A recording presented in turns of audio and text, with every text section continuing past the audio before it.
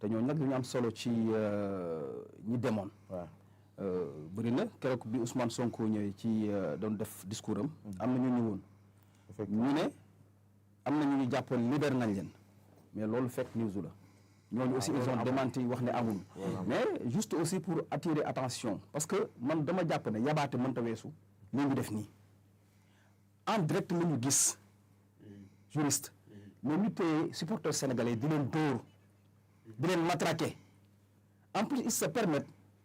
ak relation yi ñu am ak Maroc mais ñu jël suñu supporters yooyu mais teg leen ci kaso bi dañ leen di juger au nom de quoi qu'est-ce qu'ils ont fait man gisuma les supporters sénégalais yi def quand même te gis nga les ñi leen dóorit nu mu def mais loolu ñu téye ñi mais ñu téye est-ce que voilà mooy injustice bi am ñi leen doon dóor est-ce que tëj na leen amul mais bu fekkoon ay supporters yu ma lay hooligans yaa xam faa ngi fàttaliku jamono hooligans yi am ci stade yi mais loolu beneen affaire la mais je dis que Maroc tey ji war na xool indi souplesse ci mbir mi man jàpp naa ne supporter warul woon def 2 jours ci kaso bi dañ leen waroon a téye quand même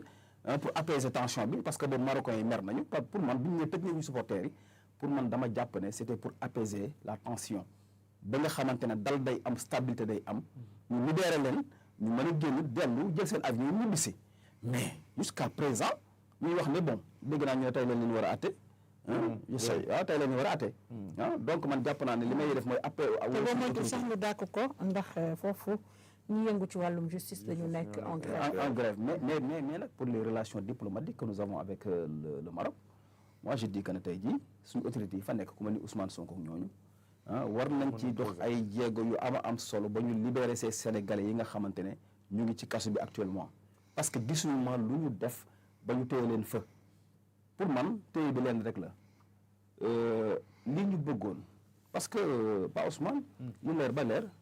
mooy cette coupe-là était taillée sur mesure pour le Maroc ñëpp xam nañ ko te gis nga li c'est une honte pour le football africain gàcce la ci football africain li koy wane li koy prouver mooy adduna bi yëpp tout le monde supporter l'équipe du Sénégal adduna bi yëpp mais quand j'ai suivi le match aux États-Unis au Brésil Canada fu ne Afrique bi mais ñëpp parce que gis nga àdduna nit ñi ñoo bëggul injustice et le Maroc était favorisé depuis le début de la CAN il y avait des pénaltys non sifflés contre le Cameroun l'arbitrage am na beneen bu gën a fort ci penalty mais Cameroun contre le Cameroun am na beneen équipe bi waaye Mozambique bi joueur marocain bi di bëmax défenseur bi ñëpp gis ko li contre le Nigeria aussi il y avait des pénaltys donc man jàpp naa ne dañu jëloon coupe bi te gis nga lii wax dëgg yàlla war na tax ñi nga xamante ne ñooy suñu dirigeants africains yi ñu xoolaat parce que adduna bi yëpp dañu stigmatiser parce qu'on sait qu'il y a la corruption dans le football africain la CAF mais que cette instance bu corrompu la parce que yàgg nañu gis ay arbitres africains yoo xamante ne tey jii mais dañoo jënd match bi dañ leen a fay arbitre bi doon arbitrer le match Sénégal la finale là comme le Congolais là même il est barré dans son propre pays ñu bëri boo waxee ñu ne mais kii c'est une honte pour le Congo parce que arbitre boobu lépp lu mu doon def ci match bi c'est parce que xam nañ ko dañ ko jëndoon léegi nag pour problème mu CAF déjà parce que FIFA dégage na responsabilité am nag yàgg na voilà il faut ñu préciser am na ñu doon xaar ay sanctions jëm ci coupe du monde bi loolu FIFA dafay raxasu ba set parce que ñoom xam nañ ne bu ñu duggee ci jeu bu mel noonu déjà dafay am seen crédibilité bu mu wàññeeku parce que adduna bi yëpp xam nañ ne li amoon ci tournoi bi nga xamante ne mooy coupe d'Afrique bi notamment finale bi mais c'est des actes de corruption yu leer ñëpp di ko gis mais comment se fait-il que tey jii buñ ne voleur de serviette sax ñu ne Maroc xoolal li gën a grave mais au lieu de se concentrer sur le match mais on a vu des joueurs marocains se concentrer sur les serviettes des gardiens te pendant ce moment-là il pleuvait loxo gardien yi da doon. problème mooy ñoom nan lañu gis ci serviette. ci serviette léegi ku sa serviteur sa nga ne waa kër gi xanaa amul marocain ci kër gi comprendre nga algérien yi jël ko def ko ay challenge mais dafa mel ni Sénégal moo gagné coupe d'Afrique moo gagné finale bi mais coupe d'Afrique bi Algérie moo ko gagné xam nga mooy ñaari yooyu mais li ñu ci mën a jàngat mooy dafa am lu ñu war a def il faut une refondation de cette institution là parce que vrai CAF bi parce que vraiment li ñu gis ci finale bi déjà les images parlent d'elles-mêmes quand l'arbitre a sifflé une penalty pour le Maroc bi ko Birame Diaz di dóor di ko raté il y a une réaction du président de la CAF et de la FIFA mais après les réseaux sociaux ils ont repris les mêmes images parce que il y a des gestes qui parlent bi ñu tiré penalty bi da nga gis bi ñu ko raté déjà seen rakku prince bi dafa jàpp boppam. waaw président CAF bi sëgg président FIFA bi désolé loolu day wane ne ñoom ils avaient prévu la coupe pour le Maroc waaye yàlla ci boppam moo jël coupe bi ne coupe bi Sénégal lay fanaane léegi nag ci sanction yooyu dafa am ñoom naar yi lu requête bu ñu dugaloon parce que ñoom li ñu bëggoon c'était juste pas ñu sanctionner Sénégal pécuniairement. Ils avaient prévu ils voulaient des sanctions yoo xamante ne que ñu rejouer li nga xamante ne mooy final bi que aussi ñu jël coupe bi delloo ko Maroc loolu la ñu bëggoon loolu nag dafa am lu freiné ardeuru CAF mooy FIFA journée semaine passée nga dégg FIFA génne benn note wane ne carrément ne coupe bi moom Sénégal jël raxasu na ci ba set pour ñu naan son bi dafa am problème sortez du live et revenez bu ngeen génnee duggaat son bi dina rétablir parce que dégg-dégg bi mu ngi baax ci ñun acca voilà xam nga pour loolu man dama jàpp ne gis nga dafa am ñu bëri ñoo xamante ne dañu prévoir oon dese Sénégal échec léegi nag FIFA dégagé na responsabilité am ci loolu wane na carrément kat moom lii bokk ci te Sénégal moom xam naa sanction yi ñu koy sanctionné pour leeral nit ñi déglu que coupe du monde moom Sénégal da cay bokk sanction yii ñu sanctionné nag muy Pape Thiaw ñu sanctionné ko 5 matchs yoo xamante ne waru jouer kii di Iliman Ndiaye ñu sanctionné ko 2 matchs xaw ma 3 yoo xamante ne 2 matchs du ko jouer mais Iliman Ndiaye xam nga dañu sanctionné ko xam nga dañu sanctionné ko moo ñu jaax bi arbitre bi sifflé penalty bi dafa ñëw ne ko nii corruption tu es un corrompu la ko Elimane wax on t'a acheté mec loolu la ko wax geste boobu mu def nag moom la ñu jàpp ne dafa offensé arbitre bi moo tax ñu jël ay sanctions teg ko ci Elimane Ndiaye. ma toog yëpp pour man Baye Eli defu dara man Baye Eli defu dara ah non ñaari nit a ko voilà parce que non Baye def éliminer ko geste rek voilà geste ko wax ci àddina très bien mais ñëpp xamoon nañ ni bon y avait la corruption loolu ñëpp xam nañ ne arbitre c'est un corrompu quand même vraiment léegi nag mais geste bi Elimane Ndiaye def jàkkaarloo arbitre bi boobu Ismaïla Sarr mi ngi dal ci kaw arbitre bi def pression moo tax ñu jox ko carton mais boobu Elimane moom génn na ci terrain bi mais mi ngi ñëw topp arbitre bi rek xoolal geste bu arbitre bi def Elimane naan ko topp naan ko nii nekk on t'a acheté nekk on t'a corrompu léegi nag geste boobu moo tax tey jii ñu daan Elimane Ndiaye léegi yaa ngi wax léegi article 44 ce qui permet à la fédération sénégalaise de football quand même de faire un recours au niveau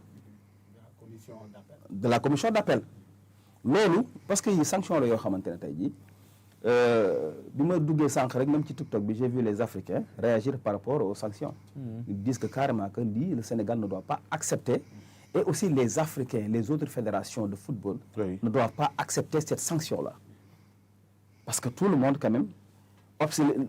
observait ce match-là on a vu ce qui s'est passé quand même il y a eu des entraves même sur le terrain pour man 1000 matchs bu ñu ko joué waatoon contre le Maroc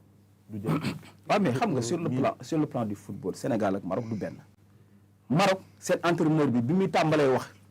l'avant-match waaw l'avant-match mais l'entraîneur déclaration de l'entraîneur bu mu wax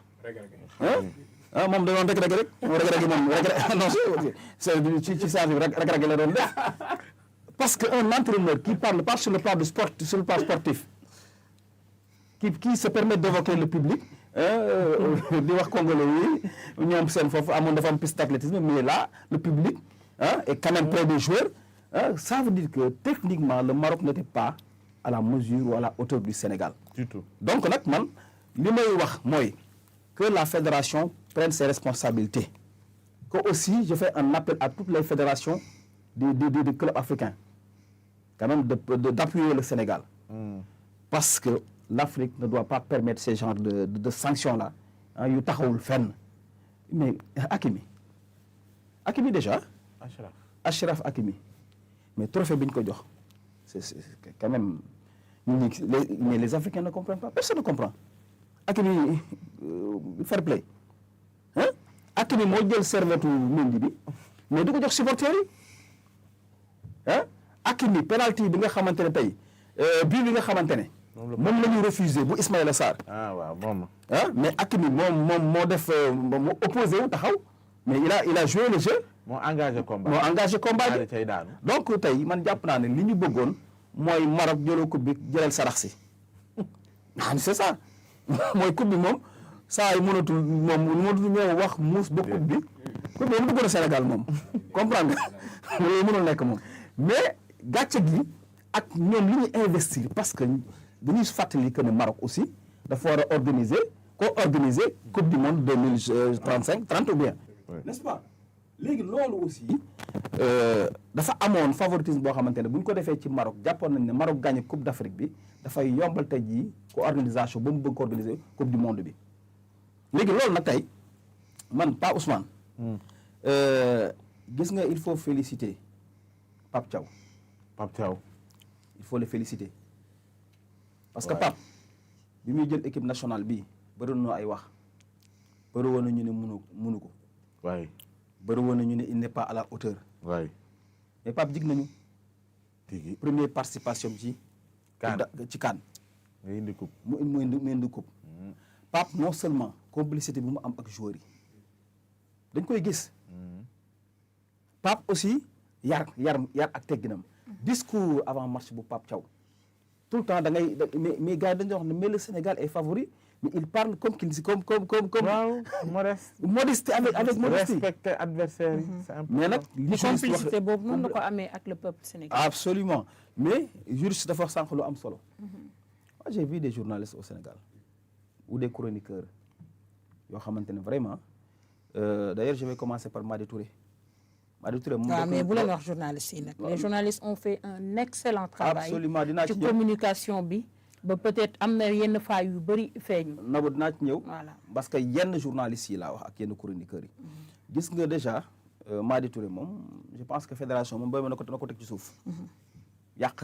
na lépp loo estime ba ko Sénégalais yi amoon ci moom parce que jàpp naa ne lu mel ni ay sanctions wala sa équipe nationale am entraîneur bi nu mu doxalee yow waroo toog publiquement man ni ku bëgg ñu sanctionner équipe nationale te nga bëggoon nekk président fédération Sénégal de football Madi moi je pense que c'est fini pour lui benn ñaareel ba ces chroniqueurs là man dama jàpp ne dañu juum rek waaw parce que patriotisme tey dafa nanguwul yow sa réew di xare ñu teg ko injustice mu metti trop mais yow nga toog ci plateau ñëpp di la dégg moo tax le gars a été très bien savonné moom xaw ma kan waaye moom lii dootu ko fàtte moom balaa moo toogati ci marché di chroniquer moom saa waay dina xalaat leneen parce que ñëpp a ko dal ñëpp a mais quand même il a fait quand même carrière li mu def ci nekk un chroniqueur sportif yàgg na mais lii mu wax xam na ne kenn àndu ceeg moom en plus gàcce la gis nga sa réew bu nekkee ci toolu xare di xare ba indi ndam ak contexte bi ko Sénégal yi indi bi ko Sénégal gagné du lu ndaw les Sénégalais dañu wane dignité africaine Sénégalais dañu wane ne ay jàmbaar lañu dañu wane ne ay gaynde lañu te gis nga numéro 9 boobu nag gis nga li ma gën a neex ci affaire bi mooy borom chaise bi kooku dañ ko war a décorer mooy waa ji ngàbboon chaise bi xam nga moom dañ ko dóor crochet chaise man waaw biñ ko dóoree crochet bi nag mu toog dallu ba xemmali ko ci la gàddoo chaise bi mais waa ji mën a chaise gis nga dëgg chaise bi ki ko doon dóor ci moom la nangoo chaise bi waaw delloo ko mais daf leen ko ñadd goo xamante ne xoolal te condition bi waa ji àndal mais c'est extraordinaire. te supporter loolu day wane ne mu ngo day wane ne aussi sénégalais ay bañkat lañu encore une fois. maanaam ñi woote woo gaynde yëpp ci Afrique en réalité ñun ñooy gaynde yi. mais c'est très bien mais ñun ñooy gaynde yi. xam nga Maroc ay gaynde lañu mais gaynde serviette lañu mais ñun booy xool gaynde dëgg li ñu wane ci stade bi et puis le geste de Pape Thiaw man su ma doon entraîneur moom laay def la grandeur de Sadio Mané aussi Sadio Mané a demandé conseil à El Hadji Diouf aussi lañ ñaa Claude Leroy ñoom aussi vraiment ñu jox ko conseil mu dem ne gars yi yàlla fi ne ñëw leen te Pape Thiaw mënoon na def ne non Sadio nanga mën na ko non mais Pape dana ko ok allons jouer ba pare sanction bi fi CAF di wax mais est-ce que joueurs yëpp dañu génnoon dugg ci vestiaire yi Sadio Mané génnul woon Gana Gueye génnul woon Pape Thiaw mi wax sax gisuma ko mu dugg donc man jàpp naa ne tey jii Pape Thiaw ak staff beeg yooyu yëpp ñoom ñëpp ñu ngi ci biir terrain donc nag man jàpp naa ne léegi sanction yooyu ñu def yëpp ça ne sert à rien encore une fois ça ne sert qu'à ridiculiser CAF bi parce que CAF aussi vraiment geste bi ñu def ak taxawaay bi ñu taxaw man jàpp naa ne taxawaay honte la gàcce la aussi ci Afrique léegi nag Sénégal moom li mu war mooy Pape dañ ko jël aj ko pour 5 matchs yoo xamante ne te 5 matchs trop on ne va pas accepter ça mënuñ ko nangu waaw parce que loolu ces décisions yoo xamante ne basées sur le mensonge et sur l'injustice te xam naa ne Sénégal aussi du nangu loolu dinañ def ay recours ci article 44 bi nga wax léegi nag li ñuy xaar mooy lii bañ a déstabiliser équipe nationale ñu gën a parce que nous sommes attendus ci coupe du monde bi j'ai vu des chroniqueurs sur les plateaux français mais waaw mais di wax parce qu'ils ont peur du Sénégal mais finalement poule bi ñun ak ñoom rek absolument léegi ñoom dañoo jënd combat bi non France moom daw na bu pare Norvège ñoom mu ngoog waxatuñu ñoom Sénégal la bu ñu sañoon Sénégal France bu ñu sañoon Sénégal dañ koy sanctionné du participer ci coupe du monde bi donc man damay jàpp ne doomin rey sa maam la boo seeni lu ñuul daw mais ñu ngi leen di ñaanal daal di féliciter équipe nationale bu baax a baax a baax parce que li ñu def du lu ndaw j'ai vu des gens discuter ci xaalis bi wala nangam sanga mën a ñi xamuñ li xew mi ngi mën a saawaay ku indi ñaata milliards 7 milliards ñu jox la ñu comp ci 3 milliards 500 jox la nga ne waroon leen koy jox ces gens yaa qui se sont battus sénégalais yu xeex indi fi drapeau indi fi coupe bi xare bu metti yóbbu turu Sénégal fu sori non seulement investisseurs yi dañuy ñëw Sénégal investir tourisme bi day daal di développer ci Sénégal aspect yu bëri yoo xamante ne ak ni ñu jëlee sax coupe bi mais voilà ni ñu ko jëlee football bi dafay am bunt yu bëri yoo xamante ne da koy ubbi non seulement leneen aussi facteur de réunification mais malheureusement on n'en tire pas profit coupe 2022 bi ak 2021 2022 jàll na tiré wuñ ci profit boo demee Maroc ñu ngi préparer les JOJ pour koo xamante ne jël nga coupe tu devrais plus en profiter JOJ bi sax communication bi ci war gisuñu ko Sénégalais yi xamuñu li leen di xaar xamuñu li ñuy accueillir à Dakar xamuñu ko JOJ yi di nga ko wax nit te Sénégalais yi mën nañ ci profiter au max boo demee Maroc gis ne CAN bi mu ñëwee nit ci Maroc yi profiter wu tu peux même pas comprendre même les Sénégalais qui vivent là-bas dañ ciy profiter pleinement l'argent a circulé gan yi ñëw nañ mais xam nañ compétition bi hôtel yi fees nañu tourisme bi mu ngi doon dox transport bi n'en parlons pas tellement de secteurs yoo xamante ne dañ ci profiter mais sénégalais xamul exactement lan lay accueillir gis nga nabu jojo yi ñu wax c'est un champion d'Afrique il y a une très mauvaise communication il y a une très mauvaise communication ci te du lu ndaw c'est une première en Afrique donc Sénégal di ko organiser actuellement waroon na am une communication boo xamante ne une très bonne communication en ambulatoire et une communication boo xamante ne au niveau des médias ñëpp dañuy xam ne Sénégal dafa am agenda bu mag boo xamante ne wala événement bu mag boo xamante ne mi ngi koy xaar sur le plan sportif mais il y a une très mauvaise communication ci wàllu woowu léegi dafa am leneen lu ma bëggoon a wax xam nga la gravité des choses li xew Maroc gars yi dañ ko fàtte ñaata journaliste camerounais africain la ñu fekk ñu dee seen néeg mais affaire yi li xew Maroc yéen da ngeen dafa bu bëri dañ jàpp ne ci affaire sanction yeeg nangam am na yaa pire lu xew c'est une première en Afrique ñu organiser coupe d'Afrique mu am ay journalistes yu ñu fekk ñu faatu ci seen néeg lan moo leen rey te ki ci mujj da doon wax empoisonné. on parle d'empoisonnement léegi suñu joueurs yi. suñu joueur yi Crépin ñëpp xamoon nañ ne c'est le meilleur joueur quand même de cette compétition à l'unanimité ñëpp xam nañ ne Krépin Diatta c'est le meilleur joueur il fait peur mais Krépin Diatta lan moo tax tey jii waxuñ ci kaawam l'autre là Pape Matar Sarr am na keneen aussi Ousseynou Niang mais Jacobs bi muy wax mais il parlait quand même d'empoisonnement loolu dañ ci war a loolu c'est ne mais xam nga waaye waruñ ko bàyyi CAF dafa war a taxaw sëgg ci loolu parce que dafa bokk ci compétition bi dafa bokk ci li lëndëmal compétition bi. mais loolu des joueurs Sénégal à la veille du match Fédération sénégalaise de football quand même de mettre la pression bien avant ñu fay jóge ah si pour que ñu lijjanti cette histoire là cette ñu xam histoire ko. là waruñ ko bàyyi Voilà. mu sedd encore une fois bi ma gisee image bi ñu lëng Crépin ci biir stade bi waay di ko génne. di génn di ko non c'est Ousseynou Ousseynou ah mais cette image là. mais image boobu aussi ci final. ci final bi loolu rek mënoon déstabiliser équipe bi mais bon loolu man jàpp naa ne fédération bi warul bàyyi mu jàll aussi on doit saisir la CAF waxtaan ci lii loolu noonu les empoisonnements la ñu xool ba xam ndax parce que c'est grave et puis am na bu ñu relever lu yàgg am na lu xewoon Maroc ci lu demee lu mel noonu donc pour bañ a biaiser les relations doo ci mën a wax mais dañuy attirer aussi suñu fédération bi ñoom ñu jël seen responsabilité voilà d'accord jërëjëf Fédé tamit warul bàyyi lii. honorable war nañoo mën a def recours. su fekkee d'accord ñu bëri nee nañ sanctions yi dafa sévère surtout ci Pape Thiaw. honorable quoi 4-5 matchs yu muy toog. waaw xam nga loolu c'est disproportionné par rapport à ce qui s'est réellement passé dans la mesure où man nee naa les sanctions yi ñuy jël dañu war a prendre en considération le contexte bi nga xamante ni la amee